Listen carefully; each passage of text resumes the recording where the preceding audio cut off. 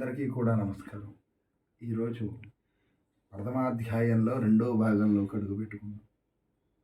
అయితే ఈ రెండవ భాగంలో అసలు మనం చెప్పుకునేటువంటి వ్రతం ఏమిటండి అంటే, ఈ యొక్క వ్రతముకి సంబంధించినటువంటి విషయాలు. అంటే వ్రతం చేసుకోవడానికి ముందుగా మనం ఏమేమి చేయాలి అనేటువంటి విషయాన్ని ఈరోజు మనం తెలుసుకుందాం. అసలు ఈ వ్రతం ఏ ఏ మాసాల యందు చేయాలి, ఏ ఏ దినమందులో చేయాలి అనేటువంటి విషయాన్ని తెలుసుకుందాం. గురు బ్రహ్మ గురు విష్ణు గురుదేవో మహేశ్వర గురు సాక్షాత్ పరబ్రహ్మ తస్మై శ్రీ గురవే నమః. సదాశివసమారంభాం శంకరాచార్య మధ్యమాం అస్మదాచార్య పర్యంతాం వందే గురు పరంపరాం. అస్మద్గురుచరణార్విందాభ్యాం నమః. శ్రీ మహాగణాధిపతయే నమః. అయితే నిన్నటి టాపిక్లో మనం ఎక్కడి వరకు చెప్పుకున్నామండి అనగా, నారద మహామునికి శ్రీ విష్ణుమూర్తి తెలియచేస్తాడు. ఏమని తెలియచేస్తాడు? లోకానుగ్రహము కొరకు ఏదైనా ఒక వ్రతం ఉంటే తెలియచేయండి అని చెప్పి నారద మహాముని అడగ్గా శ్రీ విష్ణుమూర్తి ఆయన చెబుతున్నాను విను అని చెప్పి మొదలు పెడతాడు. అయితే ఆ వ్రతమంతా ఏంటో మనమంతా కూడా తెలుసుకుందాం ఈరోజు. వ్రతమస్తి మహాపుణ్యం స్వర్గమత్యేషు దుర్లభం తవస్నే అష్ణవాప్నోతి ప్రకాశి క్రీదేధున అని చెప్పాడు. అంటే ఓ మహాపుణ్యప్రదమైనటువంటి ఒక వ్రతము కలదు నీ యందు ప్రేమ వలన, అది నేను ఇప్పుడు మీ అందరికీ కూడా వివరిస్తాను విను అని చెప్తాడు. చెప్పేసరికల్లా ఆ సత్యనారాయణ స్వామి సత్యనారాయణస్యేద్యం వ్రతమస్తి ద్వినాతన కృత్వా సద్యా సుఖం భుక్త్వా చాముష్మిన్ మోక్షమాప్నుయాత్ అని చెప్పాడు. అంటే ఇప్పుడు చెబుతున్నాను ఆ వ్రతము ఎటువంటి వ్రతం అంటే సత్యనారాయణ స్వామి దొరట. ఈ వ్రతాన్ని యథావిధిగా ఆచరిస్తే, ఏ సమయంలో అయితే ఆచరిస్తామో ఆ సమయమందు మన ఇంట సుఖ సంపదలన్నీ కూడా కలిగి ఉంటాయట.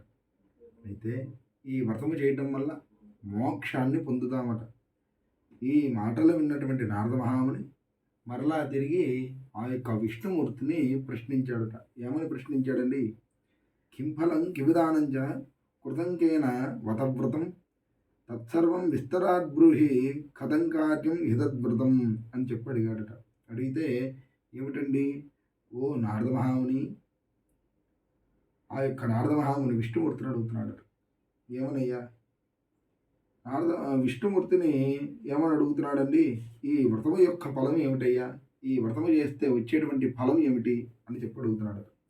అడిగితే ఈ యొక్క వ్రతాన్ని ఎవరు ఆచరించారు ప్రప్రథమంగా, ఈ యొక్క వ్రతము చేస్తే ఏ ఫలితాలు వస్తాయి, ఈ యొక్క వ్రతాన్ని ఎప్పుడు ఆచరించాలి అని చెప్పి నారద మహాముని అడగ్గా చెబుతున్నాడండి.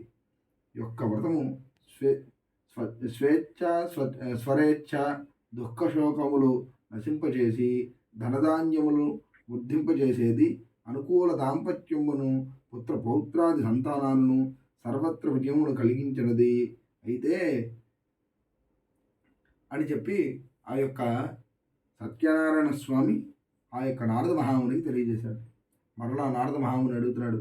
అయితే తండ్రి, నాదొక సందేహము. ఈ వ్రతము ఎప్పుడు ఆచరించాలి, ఎప్పుడు ఆచరిస్తే తగిన ఫలితం వస్తుంది అని చెప్పి నారద మహాముని అడుగుతాడు. అడిగేటువంటి సరికల్లా చెబుతున్నాడు. మాధవే మాసి కార్తికే విషువేదినే సంగ్రామరంభ వేళాయాం యదా క్లేశ సంభవ దారిద్ర్యం శవనార్థంచ వ్రతం కార్యం వరేప్సుభి అని చెప్పాడట. అంటే ఈ యొక్క వ్రతాన్ని ఆచరిస్తే వచ్చేటువంటి ఫలితాలు, అలాగే ఈ యొక్క వ్రతాన్ని ఎప్పుడు ఆచరించాలంటే మాఘమాసమునందు కానీ, మార్గశీర్ష మాసమునందు కానీ, లేక కార్తీక మాసములో కానీ ఆచరించాలట. సంగ్రామారంభ వేళాయాం యథాక్లేశ సంభవ అంటే రవి సంక్రమణ నాడు సూర్యుడు ఒక రాశి నుంచి మరి ఒక రాశిలోకి ప్రవేశించినప్పుడు కానీ, లేదా ఈ యొక్క వ్రతాన్ని ఆచరిస్తే ఇంకో వస్తాయట. దారిద్ర్యం శమనార్థంచ వ్రతం కార్యం వరేప్సుభి అని చెప్పాడు. అంటే దారిద్ర్యం అనేటువంటిది వదిలిపోతుందిరా. శమనార్థంచ వ్రతం కార్యం వరేప్సుభి.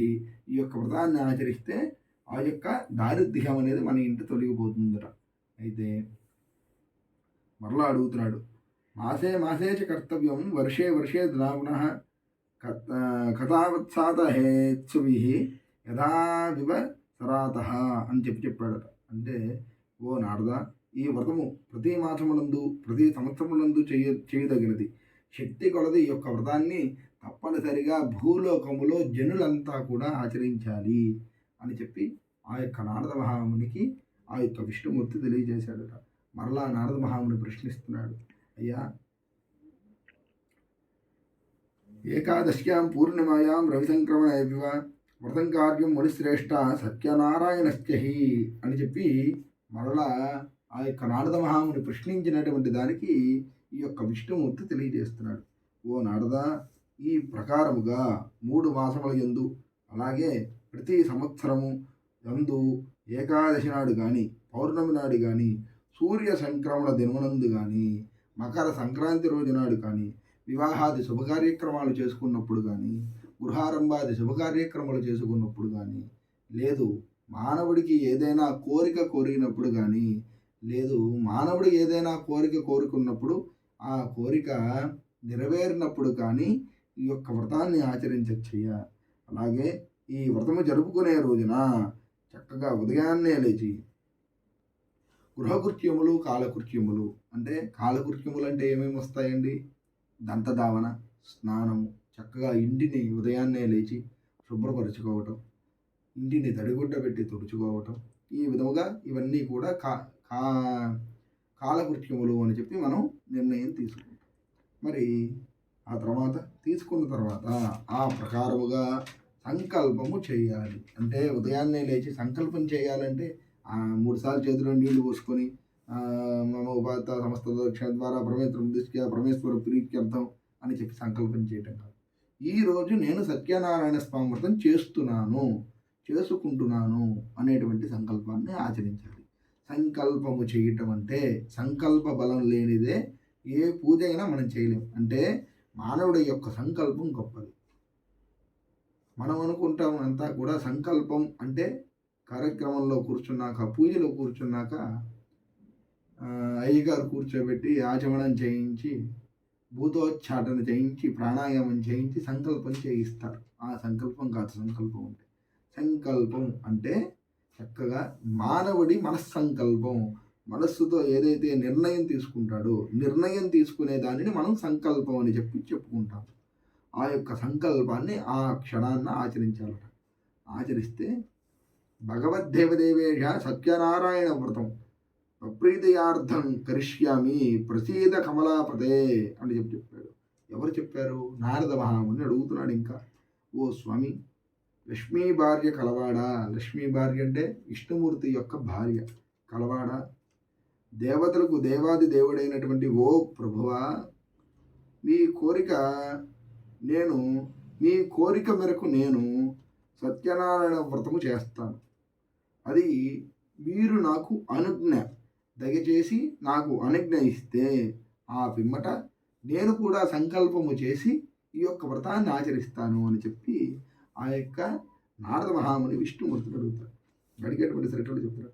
ఏవం సంకల్ప మధ్యాహ్నే కృత్వా మా ధ్యానకే క్రియ సాయంకాలే పునఃస్నాత్వా యజేద్దేవం నిశాముఖే అని చెప్తున్నాడు. అంటే ఈ ప్రకారముగా, ఏ ప్రకారముగా అండి? ఏవం సంకల్ప్య మధ్యాహ్నే, ఉదయం సంకల్పం చేసుకుంటే సరిపోదండి, మధ్యాహ్నం కూడా. అంటే ఒక సత్యనారాయణ స్వామి వ్రతము చేయాలి అంటే మానవుడి యొక్క సంకల్పం ఎలా ఉండాలి అయ్యండి? ఉదయం నుంచి సాయంకాలం వరకు కూడా భగవన్నామస్మరణ చేయాలి. భగవన్నామస్మరణ చేయటం వలన ఆనాడు ఆ యొక్క గృహమునందు ఆ యొక్క విష్ణుమూర్తి అంటే సత్యదేవుడు అనేవాడు ఎలా వచ్చాడండి? విష్ణుమూర్తి యొక్క అవతారమా? కాదండి. ఎలా వచ్చాడు? బ్రహ్మ, విష్ణు, మహేశ్వరుడు వీళ్ళు ముగ్గురు కలిస్తేనే సత్యనారాయణ స్వామి అని చెప్పి మనం అనుకుంటున్నాం. మరి ఈ సత్యనారాయణ స్వామి ఆ గృహమునందు కొలువై ఉండాలి అంటే ఉదయం నుంచి సాయంకాలం వరకు కూడా నారాయణ మహామంత్రాన్ని స్మరణ చేయాలి. ఎలాంటి కోపతాపాలు తెచ్చుకోకూడదు. కోపాలు అలాంటివి ఏవి కూడా రాకూడదు. ఆ రోజు ఇంట్లో గొడవలు పడకూడదు. పరిశుభ్రంగా ఇంటిని ఉంచుకోవాలి. ఎంగిలి చెయ్యకూడదు. అన్నము తినకూడదు. అలాంటి నియమాలన్నీ కూడా మనం పాటించాలి. అయితే ఈ ప్రకారముగా సంకల్పం చేసి మధ్యాహ్న కాలమునందు కూడా కాలకృత్యములు తీర్చుకొని సాయంకాల సమయమున మరలా స్నానం చేసుకుని మళ్ళీ స్నానాది కార్యక్రమాలు పూర్తి చేసుకొని, అంటే చక్కగా స్నానం చేసి మరలా ఇంటిని పరిశుభ్రంగా తుడుచుకొని సాయంకాల సమయమున ఎన్నింటి సమయమునండి 5:30 అంటే ఆ సమయం నుంచి అసలు సంధ్య వేళ ప్రారంభం అవుతుంది.